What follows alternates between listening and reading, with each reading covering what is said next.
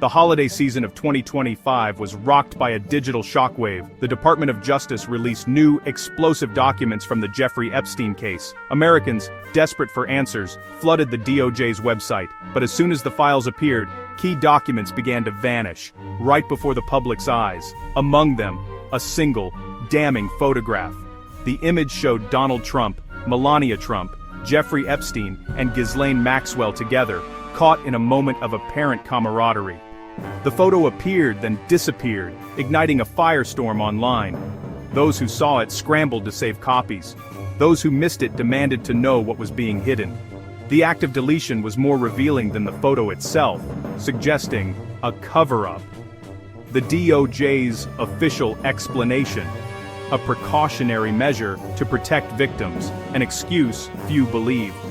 The public had been promised transparency, but instead saw what looked like a clumsy attempt to shield the powerful. This set the tone for the entire release, not clarity, but confusion and distrust. The law demanded these files be released to bring light to dark corners, yet the first thing the public saw was the government pulling the curtain shut. The missing photo became a symbol of the entire affair, a truth dangled, then snatched away. It raised a fundamental question: if they would hide this, what else were they hiding? The government's credibility was immediately in question. The public's hunger for truth only grew. The vanishing photo was just the beginning. The stage was set for a battle over secrets, power, and accountability. The photograph was a relic of a different era, taken inside one of Epstein's lavish homes. It wasn't a group pose, but a photo of a framed picture, hidden in a drawer, like evidence cataloged for posterity. Donald and Melania Trump looked young, smiling alongside Maxwell and Epstein. After public outrage, the DOJ reversed course and restored the photo, unredacted. Their explanation, just a procedural review, rang hollow. The damage was done. Suspicion had already taken root. To many it looked like the DOJ only acted because they got caught. The photo placed the Trumps directly in Epstein's inner circle, not as casual acquaintances, but as people whose image was kept in Epstein's private space. For years Trump claimed he barely knew Epstein. This photo told a different story. It wasn't from a crowded gala. It was intimate, a keepsake. Its existence suggested a familiarity Trump had long denied. The controversy over the photo's disappearance and reappearance overshadowed the rest of the files. It became the focal point of public anger and media scrutiny. The image spread across social media, fueling debate and distrust. It was more than a picture. It was a symbol of a system rigged for the elite. The public saw it as proof that accountability for the powerful remains elusive. Beyond the photo, the new documents revealed even more. Trump's name appeared repeatedly in Epstein's flight logs. A prosecutor's email detailed that Trump flew on Epstein's private jet, the infamous Lolita Express, 8 times in the 1990s. This was far more than previously known, suggesting a much closer relationship. Ghislaine Maxwell was present on at least half of those flights. One log listed only Trump, Epstein, and a redacted 20-year-old woman as passengers. The DOJ tried to downplay these revelations, calling some claims unfounded, but the flight logs were facts, not rumors. 8 flights, multiple trips with Maxwell, one with a young, unnamed woman. These records destroyed the narrative of a distant acquaintance. The DOJ's attempts to frame the information as political noise couldn't erase the data. For the public, the logs showed Trump was a frequent guest in Epstein's world. The evidence was clear. The connection was real. And it was close. Faced with mounting evidence, Trump responded with denial and counterattack. He insisted he'd never been on Epstein's plane or island, claims now contradicted by the DOJ's own files. On social media, he called the revelations a political witch hunt, refusing to address the specifics. Instead, he attacked the sources and motives behind the release. This tactic, turning facts into partisan warfare, rallied his base and deepened division. The conversation shifted from "what did he do?" to "whom do you believe?" Denials became a loyalty test.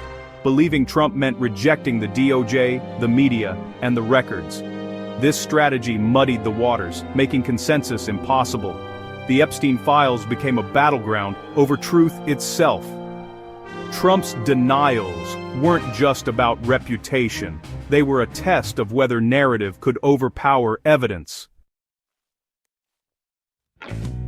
Amid the chaos, Melania Trump's silence spoke volumes. She offered no public support, no joint appearances, only distance. Sources described her as horrified by the revelations, especially the flight logs. The infamous photo was a source of deep embarrassment, linking her to a world she wanted to escape.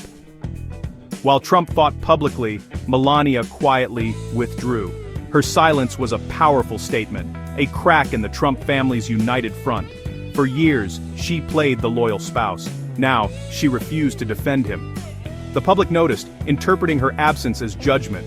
For Melania, this scandal was personal and indefensible. Her quiet retreat humanized the scandal, shifting it from politics to personal betrayal. The botched release of the Epstein files sparked rare bipartisan outrage in Washington. Anger wasn't split by party, it was aimed squarely at the DOJ and the appearance of a cover-up. Democrats demanded answers, questioning what else was being hidden. They argued the DOJ's actions undermined trust in the justice system. Republicans too lashed out. Representative Thomas Massie accused the Attorney General of actively redacting and deleting files. He even threatened contempt charges for failing to comply with the law. This wasn't a partisan fight, it was a direct challenge to DOJ leadership from both sides. The Epstein scandal became political poison. No one wanted to be seen defending secrecy. The demand for transparency united Congress and the public. The message was clear. A manipulated document dump would not satisfy the demand for truth. The anger in Washington was fueled by the reality.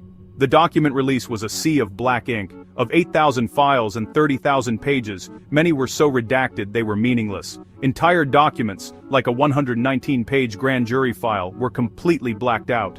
Victims and advocates hoping for answers got only fragments. Key interviews and DOJ memos were missing, shielding the powerful.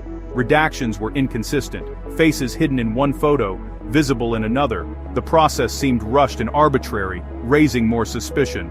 The result, more distrust, not closure.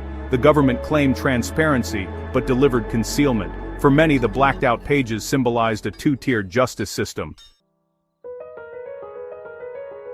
The fallout from the incomplete release has deepened public distrust. Americans were promised the truth about Epstein's scandal and feel betrayed. A recent poll found 70% believe the government is hiding details about Epstein's powerful associates. This belief crosses party lines. The credibility crisis is universal.